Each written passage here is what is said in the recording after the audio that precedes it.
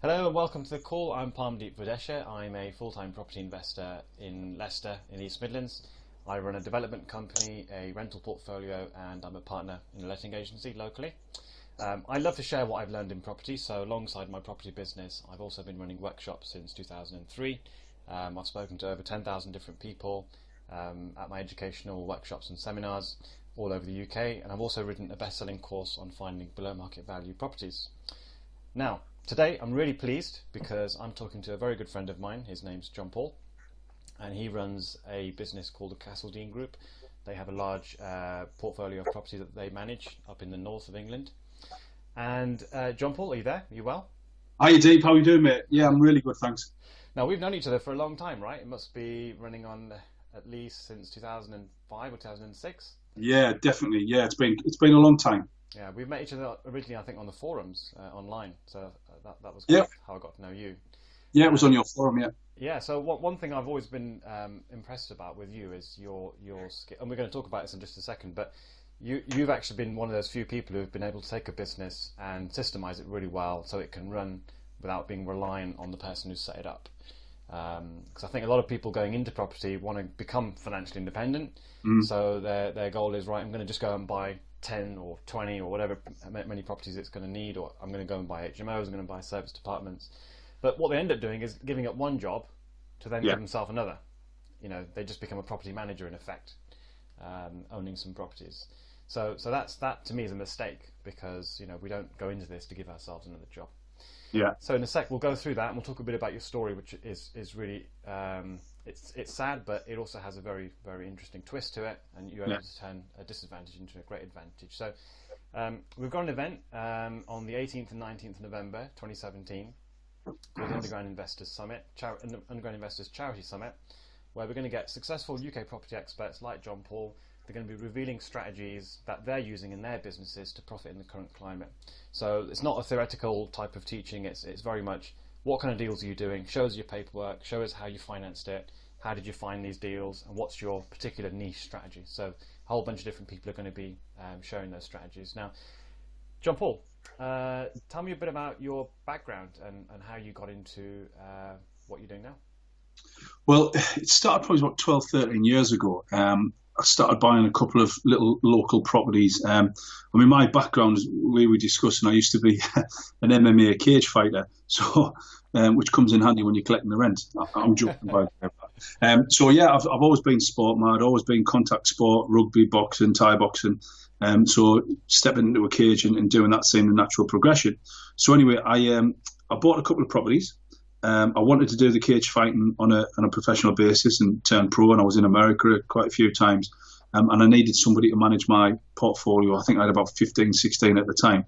So I hired a woman to look after my portfolio, and people started then giving me their properties to manage, and it just grew and grew and grew and grew and grew from there. And I think within the first 18 months, we had 150, 160 properties. So we literally had to systemize the business, because as fast as we were getting them on, because of poor customer service, because of lack of systems, we were losing them. So it was a bit head down, arse up, as we say in the north, and I had to understand about systems, procedures, policies, KPIs, Yeah. management, training, development, leadership, all the boring corporate stuff that the people glaze over when I talk about, but are essential to running a well systemized and well oiled business. And hired the right staff, made some big mistakes along the way, but got a really good team now. And we now manage 2,000 houses, 6 branches with a couple more in the pipeline, 50 staff. And I've got an MD who runs the business for me, and I don't get involved in the day-to-day running of the business. Great, great. So you kind of like, in my mind, when I went to your office and we had a look round, and I came up with my wife, and you were very, very generous in sharing what what you're doing. Uh, I get the impression you're kind of like the Toyota of letting agencies, right? Is that where you take your inspiration from? The way they kind of build cars is how you run a letting agency. Well, funnily enough, as you're talking, I'm looking at my bookshelf and I've got the Toyota Way, and it's Right. one of my favourite books by Jeffrey Liker, if anyone's interested. But yeah, systems is a really, really complicated process if you allow it to be, but it's also a very simple process. I want to have a system or a group of rules that the business runs by. And if I can teach people to follow those rules to the best of their ability, then we'll have good customer service, which leads to good customer retention, which leads to good customer referrals, which has a direct effect on the bottom line and the growth of the company. All the while, I can concentrate on other strategies. So, for instance, although we've had a very, very large deal fall through where we're purchasing 6 branches in the northeast, I wouldn't have been able to work on that if it wasn't for systems in the business. The main reason is I sourced the deal; it was off market. I negotiated the deal. We sourced the finance, and we got the deal virtually over the line. But it was let down by when we found some stuff about the due diligence process. But if it wasn't for systems and processes in the business, I wouldn't have been able to grow it. I wouldn't have been able to have a look and find this particular purchase. And that's why my focus is acquisitions and mergers. So we're looking. We've got quite an aggressive buy and build strategy. We've got one that's hopefully completing in a couple of weeks, another 2 that's starting the first and second quarter of next year, as well as other acquisitions. So exactly that with Toyota and with a lot of production and manufacturing companies, if it's right and it's run well and it's systemized, it can scale very quickly. Yeah, I think that's the word I think is really important, because I think now with low interest rates, having pushed up a lot of asset prices, property is one of them. It's becoming more expensive to buy bog standard properties, which in my area now yield at say 7% for a typical 2-bed or something. It isn't really worth it. So you've got people now buying HMOs and doing things like that. More management intensive strategies, service departments and things like that. So they're going to be yielding much higher returns. But that's where the systems become even more important, because you don't want to be kind of sucked into that business and then you can't see the wood for the trees, you can't grow that business, you can't go and make acquisitions and do all the things that actually do make money.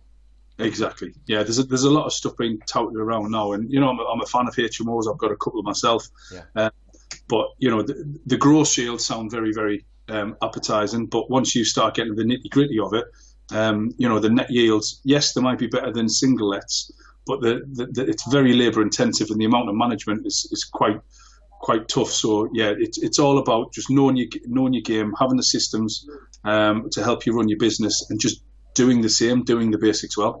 So how did you learn the importance of systems? Was it something that happened in your youth? Yeah, so my dad had an engineering company. He was a former miner. My granddad was a miner. Literally, I am probably the most working class bloke you can meet. My kids are the first generation in my family that no one's been down the pit. So that's just to give you a level of how East Durham working class we are. But yeah, my dad had an engineering business, and about 14 years ago, very, very sad, he got me and my brother in the room and he said, lads, I've got cancer, it's not looking good. And we were obviously, no worries, you're going to beat it. 2 weeks later, he fell into a coma, and a day and a half after that, he passed away. Because of even though he was systemized business, he had 40 staff, a couple million turnover. He had ISO 9001, which was a quality standard, which means he was systemized. But the systems were written in such a way that he was integral to the operation and the running of the business. He signed the checks, he hired and fired, he did all that sort of stuff. 3 months after that, the company went bust. So we lost, my dad, my best friend, but we also lost the business. So the cars got repossessed. My mum had to downsize the house. And it was just a really, really tough time. So that's where my passion for systemizing the business comes from. And if anything happens to me, God forbid, that we've got the management structure in place, that my partner Gemma and the 3 children we have won't suffer the same way we did. So we've got all the KPIs, the processes, the training development. We've got all the, as I said before, the stuff people gloss over when you start talking about it, but they're essential to running a sustainable business with longevity. Well, I'm impressed you turn something like that into what you have. I don't think many people would have done that. They would have slinked into a corner and had all sorts of other issues. So it's good that you've done that. So tell me, when you say the word system, right? What does it actually mean in practice? Well, a system is just a certain way that something operates at an efficient and effective level. So for us, a system could be an operation, it could be a process, it could be a written down procedure, it could be automation, that's a system. But when we say systems, it is finding the most efficient and effective way to do something, documenting it. So it's a set of official rules, in inverted commas. You train and develop your staff to understand so they know they have to follow it. until a better way comes up or a more efficient, effective way comes up. We then audit that system, that process, to make sure the staff are following it. We feed back the results to the staff, and then we sit back and we review it. Because not all systems are perfect. All systems need to adapt, evolve, and change. And over a period of time, I mean, if you saw our first systems manual, you will have laughed. It was 20 pages written on Microsoft Word, spelling mistakes, grammatical errors. It's in my top drawer at work, and I pull it out every now and again if I want to laugh and I want cheering up, because to see where we were and where we come from is ridiculous. Now it's a 330-page online organic document. We've got an online learning system that you've got a random generator. It generates 20, 30 questions per procedure, so the staff have to answer them at 85% correction before it allows them to move on to the next procedure. The results are all recorded and documented, and it goes in an individual learning plan. So it sounds very complicated, but we've grown to that. It's not as if we started on day one and then bang, the next day we've got this all singing, all dancing training development system. But we have grown into where we are now. But I suppose it's taken you a long time. But if you were to go to somebody else and say, "Look, here's what you need to do," you'd be able to do it a lot quicker now, wouldn't you? Because you've been through that process. We have made so many mistakes. Absolutely, to do with recruitment, where we used to recruit. I mean, my recruitment policy was this, Dave. Do you like property? Yes. Do you want a job? Yes. You can start tomorrow. That was literally my recruitment policy at one point. Now it's values and beliefs based. So it's not absolute, as in you either are competent or you share the same values as us. But what is critical is they must have the same values as us. If they don't, we don't employ them regardless of experience, because we can teach them capability, we can make them competent. One thing we can't do is make their beliefs aligned with ours. And when you've got two people working together, it's the same with you and your business. If you get that gut feeling that my beliefs aren't aligned with this person, there's going to be a bit of friction there. It's going to be a bit of attrition, and it's not going to make for a fruitful relationship. Do systems apply in the same way if you're just working by yourself and you've got your own portfolio? Absolutely, because it's the hit by a bus scenario. Unfortunately, I was hit by the bus, so bad stuff happens to good people. Right, that's just a fact of life. You don't think it's going to happen to you, but it does, and it happened to me and my family. So regardless as if we had a business, regardless if I was a single investor with 2, 3, 4 properties, a system can help. If this happens to me, go here, look here for this password, look here for that debit card, do this, do that. That person pays on the 5th of the month, but you've got to go around to his next door neighbour because he's always in there. So little quirks that only you will know, document it, write it down. Let your partner, your son, your daughter, whoever, if God forbid the worst happened, needs to look at it, that's where they would find how your business runs. But equally, even if you're a one-man band and you work on your own, it sort of keeps you honest. Having those rules and those little systems and processes in your business, it keeps you accountable to how your business should run. When you're working by yourself, it can get quite lonely, and you've got to go collect the rent or something at 3 o'clock in the afternoon if they don't have direct debits. If you're working on your own, it's very easy to say, do you know what, I'm going to sit down, I'm going to watch TV, it's cold outside.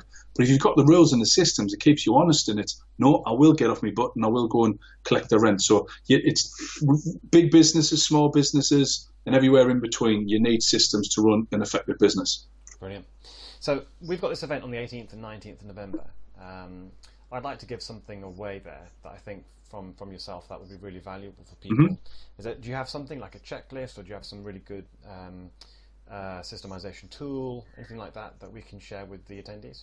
I've got I tell you what to do. Yeah, I've got a PowerPoint presentation that sort of details about my 5-step systemization process, or the 5-step framework. So that is how to write the operations manual, how to train and develop your staff, auditing the business, feedback and review.